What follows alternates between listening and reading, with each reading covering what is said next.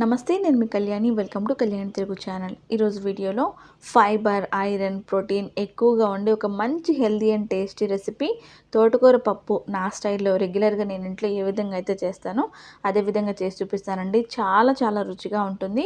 ఈ తోటకూర పప్పు చేసుకోవడానికి ముందు తోటకూర తీసుకోండి. నేను ఇక్కడ మీడియం సైజు 4 కట్ల వరకు తీసుకున్నానండి. వీటిని శుభ్రంగా కడిగి కట్ చేసుకుని పక్కన పెట్టుకోండి.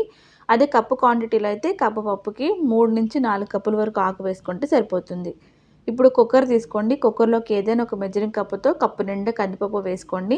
నీళ్లు పోసుకుని ఒక 3-4 సార్లు శుభ్రంగా కడగండి. కడిగిన కందిపప్పులోకి అదే కప్పుతో కప్పున్నర వరకు నీళ్ళు పోసుకోండి. మీకు పప్పు గట్టిగా కావాలి అనుకుంటే కప్పున్నర పోసుకోండి. కొంచెం లూజుగా ఇష్టపడే వాళ్ళకి 2 కప్పుల నుంచి 2 కప్పులన్నర వరకు నీళ్ళు పోసుకోండి. కడిగి శుభ్రం చేసుకుని పెట్టుకున్న తోటకూర కూడా వేసేసుకోండి. నేను తోటకూర కాడలతో సహా వేస్తానండి. కొంతమంది ఆకుకూర మాత్రం ఇష్టపడే వాళ్ళు ఆకుకూరలాగా వేసుకోండి. కాడల్లో మంచి పీచు పదార్థం ఉంటుందండి. స్కిప్ చేయకుండా వేసుకోండి, హెల్త్కి చాలా మంచిది. అలాగే మీడియం సైజ్ ఉల్లిపాయలు సగం వరకు స్లైసెస్ కింద కట్ చేసుకుని వేసుకోండి. మీరు తినే కారాన్ని బట్టి పచ్చిమిర్చి ఒక 3 లేక 4 నేను చూపిస్తున్నట్టుగా కట్ చేసుకుని వేసుకోండి.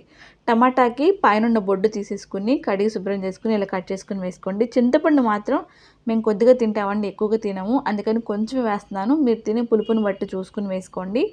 1 టేబుల్ స్పూన్ కారం. ఒక చిన్న టిప్పు, మీరు ఏ పప్పు వండుకున్నా సరే కొద్దిగా ఆయిల్ అనేది వేసుకుని వండుకున్నట్లయితే మీకు కుక్కర్ పైన పొంగు అనేది రాకుండా ఉంటుంది. అలాగే తొందరగా ఉడికిపోతుంది.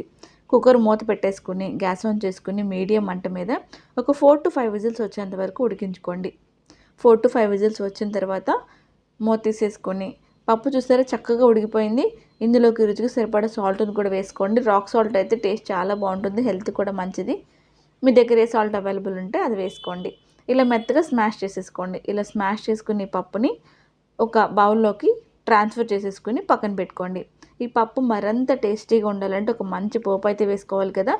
ఇంకొకసారి స్టవ్ ఆన్ చేసుకుని కడాయి పెట్టుకొని ఆయిల్ వేసుకోండి. వేడెక్కిన తర్వాత ఆవాలు, శనగపప్పు, చాయ్ మినపప్పు, అలాగే క్రష్ చేసుకుని వెల్లుల్లిపాయలు కచ్చాపచ్చాగా దంచి ఒక 5-6 వేసుకోండి, చాలా బాగుంటాయి.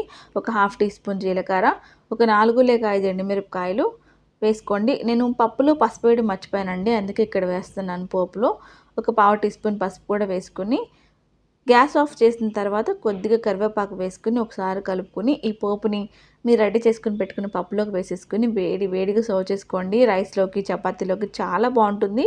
డెఫినెట్గా ట్రై చేయండి, మీకు కూడా చాలా బాగా నచ్చుతుంది. హెల్త్ కూడా చాలా మంచిది. పిల్లలకు కూడా ఈ విధంగా అలవాటు చేయండి. చూసారు కదా తోటకూర పప్పు ఎలా చేసుకోవాలో. మరి మీకు ఈ వీడియో నచ్చింది అనుకుంటున్నాను. వీడియో నచ్చితే ఒక లైక్ చేయండి, షేర్ చేయండి, ఛానల్ సబ్స్క్రైబ్ చేసుకోండి. Thank you.